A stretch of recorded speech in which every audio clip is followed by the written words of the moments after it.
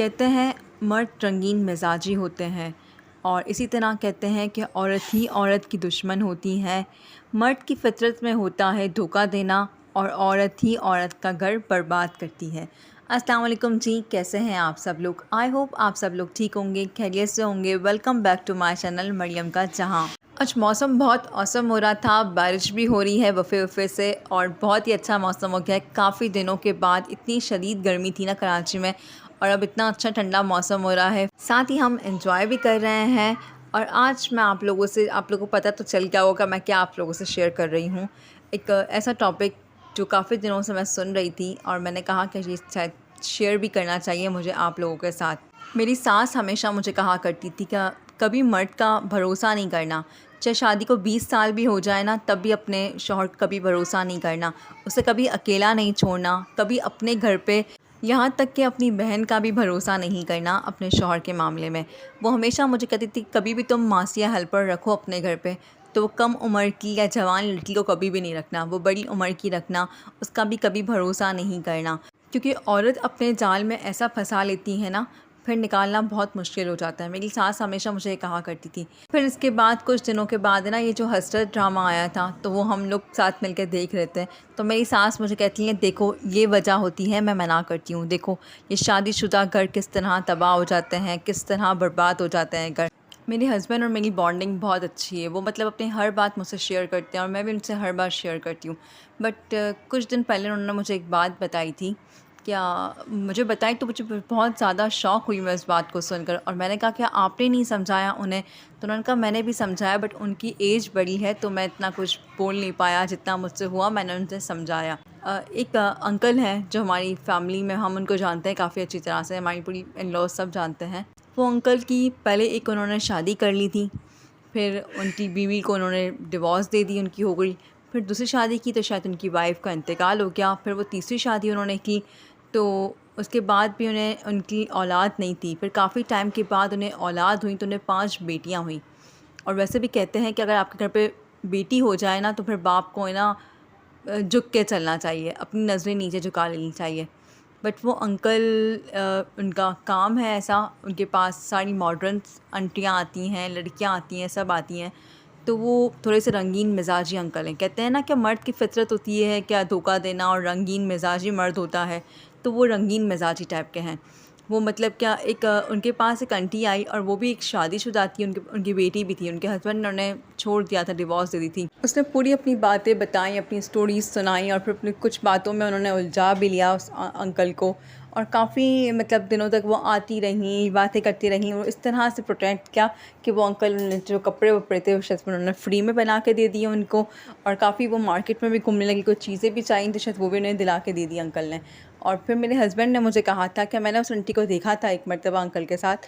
बोला वो आंटी इस तरह से तैयार होकर आती थी कि जिसकी नज़र नहीं भी पड़े ना, उसकी भी नज़र पड़े। और फिर इतने बनावटी अंदाज में बातें करना, अपना अट्रैक्ट करना, मतलब किसी के करीब जाना। तो फिर बाकायदा अगर आप इस तरह एक औरत करेगी तो फिर आदमी तो आप पे अट्रैक्ट होगा ही। तो इस तरह से उनका फिर वो चलता रहा। फिर उनके मैसेजेस भी आते रहे उनको, और कॉल भी करते रहे वो एक दूसरे को। इस तरह से काफ़ी टाइम तक ये मामला चलता रहा।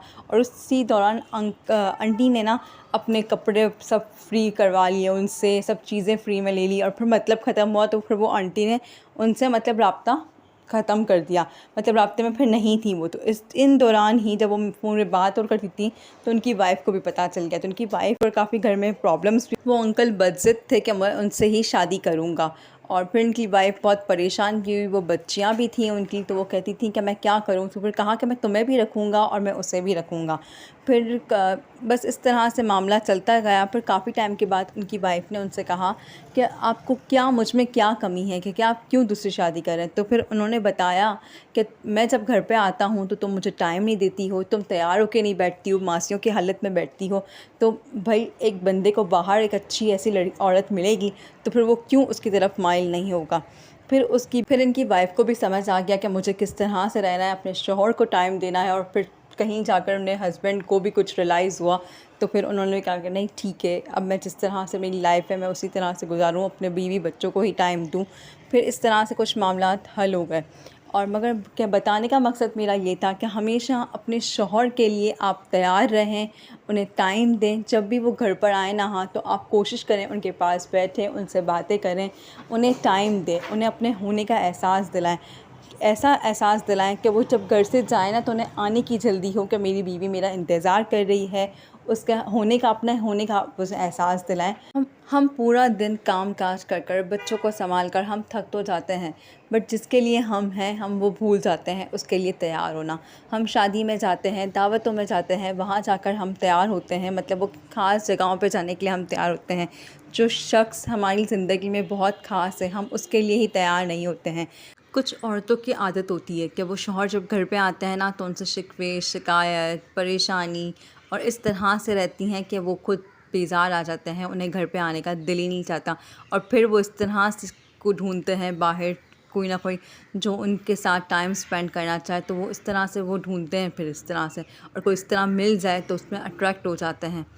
कोशिश हमें तो यही करनी चाहिए कि जब शौहर घर पे आए तो हम उसके लिए बन सवर के रहें, उसे अपने होने का एहसास दिलाएं हम, और उसे ये बताएं कि हमारी ज़िंदगी में उसकी इतनी अहमियत है, उसके साथ बातें करें कि उसकी एक वैल्यू है हमारी ज़िंदगी में, हम उनका इंतज़ार कर रहे हैं। इसी से ना हमारा रिश्ता मज़बूत भी होता है और हस्बैंड वाइफ में प्यार भी बढ़ता है। मेरे हस्बैंड रात को बहुत देर से आते हैं, उनका अपना बिज़नेस है तो वो बहुत ज़्यादा देर से आते हैं, और हम बिज़नेस में मतलब दोनों पार्टनर हैं। तो वो जब रात को आते हैं ना 12 बज जाते हैं उनको, और फिर वो आकर ना मुझे कहते हैं कि आप खाना खा लिया करो, मेरा वेट नहीं किया करो, मुझे इतनी देर हो जाती है।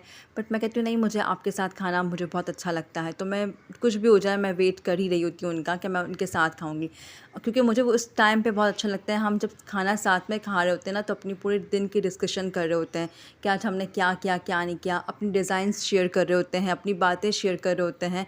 वो टाइम मुझे बहुत अच्छा लगता है, और मुझे लगता है कि शायद वो एक ऐसा टाइम होता है पूरे दिन का जो हमें एक दूसरे को बहुत करीब करता है, इससे वैल्यू का भी एहसास होता है। उम्मीद करती हूँ आज का ब्लॉग आपको अच्छा लगा होगा। अगर अच्छा लगा है तो चैनल को सब्सक्राइब कर दें, वीडियो को जल्दी से जाकर लाइक कर दें, और एक छोटा सा प्यारा सा कमेंट करके बताएं हकीकत है कि नहीं। मिलते हैं अगले ब्लॉग में, अपना बहुत ख्याल रखिएगा, दुआओं में याद रखिएगा। अल्लाह हाफ़िज़।